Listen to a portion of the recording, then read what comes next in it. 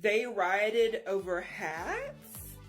Hi, my name is Wendy Weather. I am the history drag queen. And did you know in the 1920s, they actually had a series of riots all about straw hats? Really? Hats? We're fighting over hats now? So the Straw Hat Riots actually happened in 1922.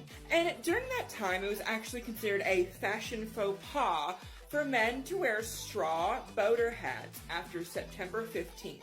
And if you wore them after that, you were subject to ridicule, and you were like absolutely hazed almost. And sometimes they would just take your hat off your head and just throw it in the street. Like they would, it's just not good. And in 1922, a group of kids started to do this to some dock workers. And then it kind of sprawled and spanned out to just people on the street. And these kids would grab these hats, throw them, beat them. Like, it was bad. It was bad. And it actually sparked a series of riots within a week. Thankfully, nobody was, like, killed, but there were several people that were very seriously injured. Tons and tons of arrests. All over hats. Really? Is this what we're doing? What is a fashion faux pas that you would definitely riot about? Sound off in the comments. Me personally, it's probably anything that if somebody's wearing, like, kind of a dog whistle, like, anti-LGBTQ type of, like, attire, and I'm like, take that off and throw it in the street. It, like, you shouldn't be wearing that. Like, stop. Like, that's not, like, And it is wild sometimes the stuff I see people wear that's like that. And I'm like, oh, we're wearing that in the Walmart today. Or, oh, we're doing that today in the Ulta. Okay. All right. What is something you would definitely riot about that somebody was wearing? The Victorians took gas baths. So during the Victorian era, the invention of indoor plumbing became a thing. And thus, the bathroom became, a room in the home. And the bathtub, became a mainstay, appliance of that room. Well, they had a new thing called a gas bathtub, where it was a gas pumped like fire underneath the bathtub, and it would, boil up the water and make it hot. Because that's totally safe completely. So during the Victorian era, it was a well-known thing where people would just accidentally boil themselves. Legit, in the bath, just chilling, relaxing, and not waking up. Because one, they either fell asleep from gas fumes, or they forgot to turn off the fire before they got in and boiled themselves. The Victorian era was crazy. They set what on fire? Hi, my name is Wendy Weather. I am the history drag queen, and we already knew the Victorian era was crazy. But did you know they would set raisins on fire? And they used to do it as a party game. Also, this is a disclosure statement. Do not ever do this. Do not do this. They would play this game called Snapdragon. Snapdragon consisted of taking a bowl of raisins, putting them in rum or some type of alcohol, and lighting it on fire. And the goal of Snapdragon was to try to take a raisin out of the flames and pop it in your mouth and try not to get burned. Whoever got the most won. What? I really wished I was making this one up, but I'm not. Literally, for a party game to entertain themselves, they would take their hand, put it in a flaming bowl of raisins to try to eat one, and whoever got the most won. What? One, do not ever play Snapdragon. There's a reason why it's really not played anymore. Don't do it. If I hear you doing it, I'm calling some type of authority. It is just a testament of how insane the Victorian era was. Like, we here at Miss Wendy Weather LLC, we knew, but oh my gosh. And if I hear any one of you are playing Snapdragon, I'm calling somebody. CDC, I don't know, I'm calling somebody. And y'all are in trouble. I'm tattling. Did you know concrete almost didn't exist? Hi, my name is Wendy Weather. I am the history drag queen. And did you know concrete and the art of making concrete was actually lost for a really long time? It was actually created by the Romans. And when the Greco-Roman Empire fell, the recipe to make concrete also fell with it. But in 1414, they actually found manuscripts with the recipe on it. A lot of people think that Roman and Greco-Roman structures were actually carved stone. They actually kind of weren't. They were a concrete mixture of lime, volcanic ash, and seawater, and then poured into stone molds. Now, the actual old school techniques, they are lost, but the recipe is not. Which I think maybe is why modern concrete doesn't really last as kind of often as, say, Greco-Roman concrete that's been there for over 1,000 years. And the fact that a material of innovation was just lost for a hot minute and people were like, oh yeah, that. What? Crazy. The origins of Maybelline. Hi, my name is Wendy Weather. I am the history drag queen. And so the other day I was putting on my Ma For Me 373 Maybelline lipstick, best thing in the entire world. And I was thinking, Maybelline's one of the oldest cosmetic companies in the world, right? How did that even come about? So I did a little deep dive. Did you know Maybelline was founded by a gay man? I mean, that just feels correct, right? Maybelline was founded by Thomas Lyle Williams. So his sister Maybelle actually singed off her eyelashes in a cooking incident. And so she was trying to figure out how to do something with Vaseline and charcoal to try to make her eyelashes look normal.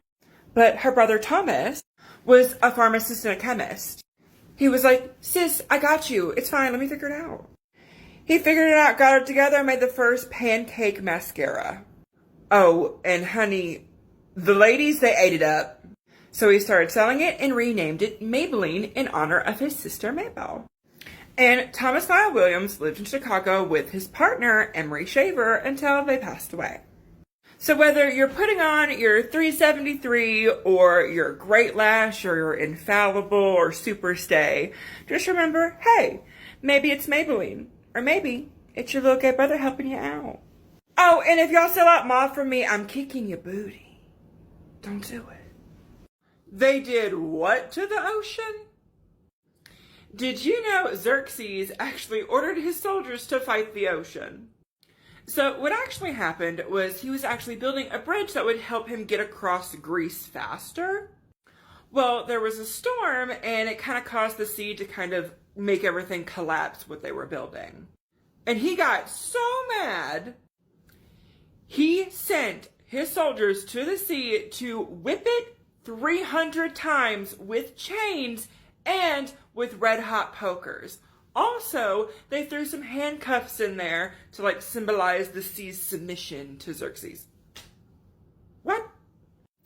But that actually isn't the only time that kind of occurs in ancient Greco-Roman history.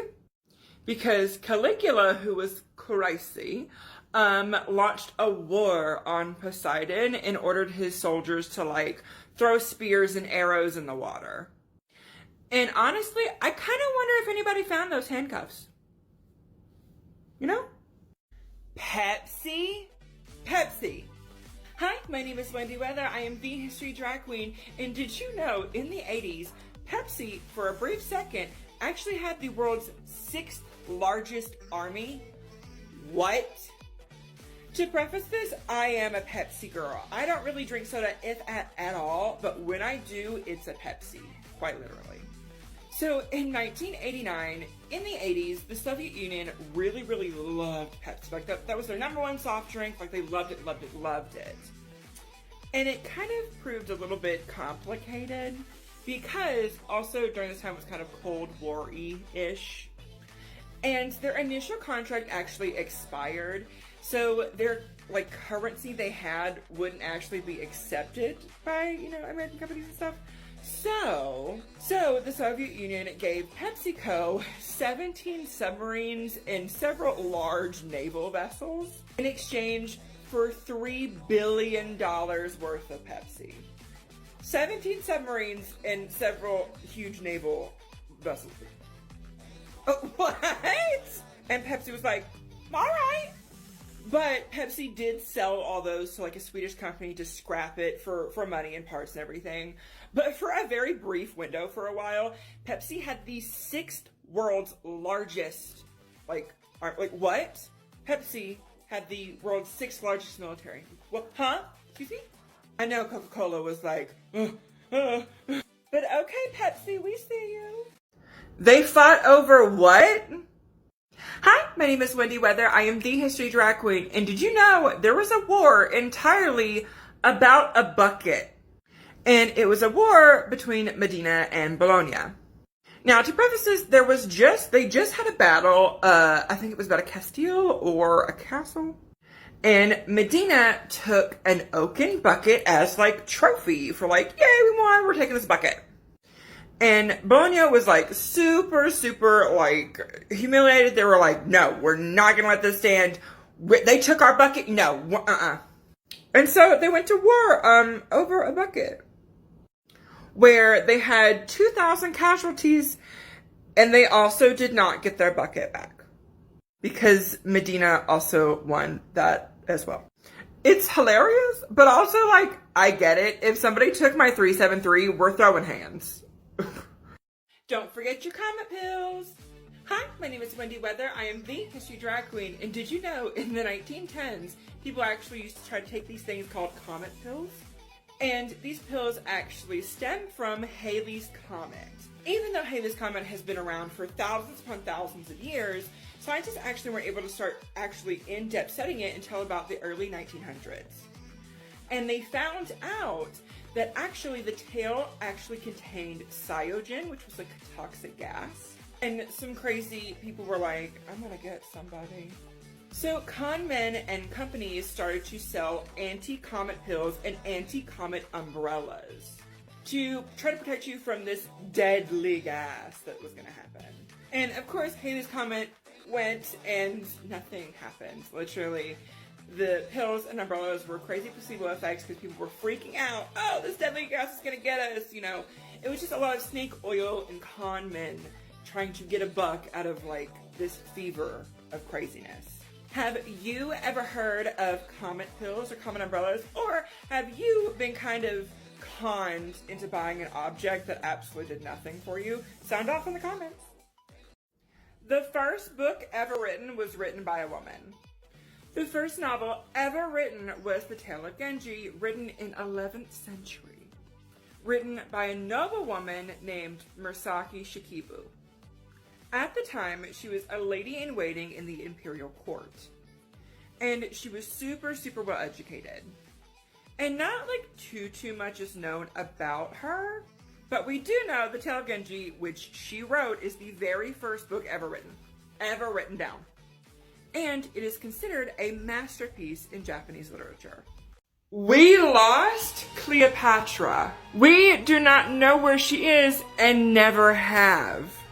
You guys know Cleopatra, the last of the Ptolemaic, line, and married Mark Antony, died from a bite on the, Yeah, we don't know where she is, because Cleopatra's tomb has never been found. Ever. And there's about 2 places where she could be. One place is called Taposaurus Magna. I probably absolutely butchered that. But it's an archaeological site that Kathleen Martinez for the past 15 years has been excavating. And there really actually isn't any evidence that supports that Cleopatra was buried there, because it's pretty far away from Alexandria, which, that's where she was. Kathleen has actually recently found a graveyard of noble people who are kind of concentrated together, and during those times they actually would be buried near people of power. So she's wondering maybe somebody important is at least there, and she's hoping, it's Miss Lady Cleo. The other feasible place where she might be is actually in Alexandria. It's most likely believed that Alexandria is where she's buried because her palace was there. But due to about 2 millennia of coastal erosion, part of her palace is underwater. But wherever she is, I'm pretty sure she's with Mark Antony. So they probably need to actually look for something that's like a hybrid of like an Egypt-Romanian ruin. Where do you think Cleopatra is?